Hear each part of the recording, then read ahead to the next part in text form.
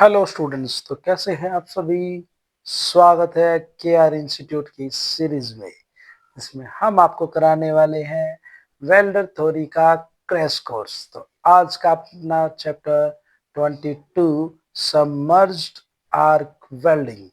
नाम तो सुना ही होगा आप लोगों ने, सबमर्ज्ड आर्क वेल्डिंग। अगर नहीं सुना तो आज हम आपको बताते हैं। सबमर्ज्ड आर्क वेल्डिंग यानी कि SAW क्या होता है। SAW की full form submerged arc welding. ठीक है, सबमर्ज्ड आर्क वेल्डिंग एक ऐसी प्रक्रिया है जिसमें धातु के इलेक्ट्रोड और कार्य वर्कपीस के बीच आर्क उत्पन्न करके उन्हें गर्म किया जाता है। इस प्रक्रिया में आर्क और पिघली हुई धातु को ग्रेनुलर फ्लक्स यानी कि जो ग्रेनुलर फ्लक्स यानी जो दानेदार फ्लक्स होता है कि एक परत के नीचे ढक कर रखा जाता है और उसी के नीचे क्या होती है, वेल्डिंग होती रहती है जो इसे वायुमंडलीय प्रदूषण से बचाता है। उसे हम क्या बोलते हैं, सबमर्ज्ड आर्क वेल्डिंग। ठीक है, मुख्य विशेषताएं और इसकी कार्य प्रणाली प्रक्रिया। इसमें फ्लक्स की एक मोटी परत पिघली हुई धातु को पूरी तरह से कवर कर लेती है यानी कि ढक लेती है, जिसमें छींटे स्पैटर और चिंगारियां नहीं निकलती क्योंकि वो जो ग्रेनुलर फ्लक्स होता है वो इसको नीचे दबा लेता है। ठीक है, ये हानिकारक अल्ट्रावायलेट रेडिएशन और धुएं को भी रोकता है। ठीक है भाई, बात करते हैं उपकरण। वेल्डिंग हेड ज्वाइंट में फ्लक्स और फिलर मेटल फीड करता है।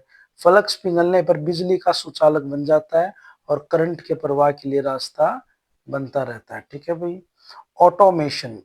यह प्रक्रिया सामान्यतः ऑटोमेटिक मोड में संचालित की जाती है, लेकिन सेमी ऑटोमेटिक में गन्स का भी प्रयोग किया जाता है। मोस्टली क्या इसको ऑटोमेटिक ही वेल्डिंग मोड में लगाया जाता है। ठीक है, पोजीशन। भाई इसके अंदर क्या मुख्य रूप से फ्लैट पोजीशन और हॉरिजॉन्टल पोजीशन यानी फ्लैट और हॉरिजॉन्टल, ये दो ही पोजीशनों में वेल्डिंग कर सकती है। ना तो ये ओवरहेड कर सकती और ना ये वर्टिकल कर सकती है, सिर्फ फ्लैट और हॉरिजॉन्टल में वर्क कर सकती है। बात करते हैं वेल्डिंग के प्रकार। सिंगल वायर, इसमें एक ही तार का उपयोग होता है, सिर्फ एक सिंगल वायर का, जो गहरी पेट पेनिट्रेशन के लिए उपयुक्त होती है। ठीक है, बात करते हैं ट्विन वायर। डिपोजिशन रेट जमाव दर बढ़ाने के लिए एक ही वेल्डिंग हेड से दो इलेक्ट्रोड फीड किए जाते हैं यानी कि ट्विन वायर में क्या होते हैं, दो। ठीक है, बात करते हैं टेडम SAW। इसमें दो स्वतंत्र आर्क्स होती हैं जो एक ही वेल्ड पूल में काम करती हैं, जिससे उच्च डिपोजिशन रेट प्राप्त होता है यानी कि दो। ठीक है, बात करते हैं कोड वायर की। एक ठोस तार की तुलना में 20% से 30% अधिक डिपोजिशन रेट प्रदान करती है यानी कि कौन, कोड वायर। ठीक है, नेक्स्ट टॉपिक पे चलते हैं। लाभ और सीमा, इनकी एडवांटेज के बारे में हम बात करेंगे। इसकी उच्च डिपोजिशन दर होती है और गहरी वेल्ड पेनिट्रेशन होती है, कम धुआं करती है और आर्क लाइट की अनुपस्थिति होती है क्योंकि ग्रेनुलर फ्लक्स को कवर कर लेता है। मोटी स्टील प्लेटों के लिए अत्यंत यह कुशल होती है क्योंकि मोस्टली जो समझड आर्क वेल्डिंग है ये मोटी शीटों के लिए यूज की जाती है। ठीक है, अब बात करते हैं इसकी हानियां और सीमा, इनकी डिसएडवांटेज एंड लिमिटेशन। वेल्डिंग केवल फ्लैट और ओरिजेंटल पोजीशन तक ही सीमित है, मैंने पीछे ही बताया था। ये ओवरहेड नहीं कर सकती और वर्टिकल भी नहीं कर सकती। ठीक है, वेल्डिंग के बाद स्लैग साफ करना आवश्यक होता है, अदरवाइज ग्रेनुलर फ्लक्स इस पे चिपक जाएगा।